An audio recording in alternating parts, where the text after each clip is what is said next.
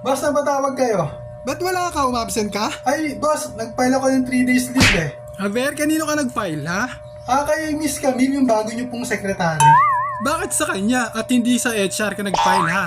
Ganito po kasi yan, kukwento ko po. Papunta po sana ako ng HR office. Ngayon, pag punta ko sa HR office, nakasalubong ko yung misis niyo. Ano naman yung misis niyo, so iniwasan natin. So, Yosef break muna ako. Paglabas ko doon sa likod natin sa may garden, sa may bandang garden natin, nakita ko si Miss Camille, yung bago niyang secretary, nag-Yosef break din.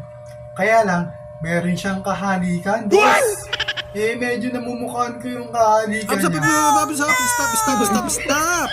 Ang dami mo naman sinabi. Tinatanong ko lang bakit ka wala ngayon. O, yung 3 days leave mo, gawin mo ng 15 days. What? Tapos pag kinapos ka sa budget, tawagan mo lang ako para makapag-cash advance ka. Okay, Okay? boss. Thank you, thank you.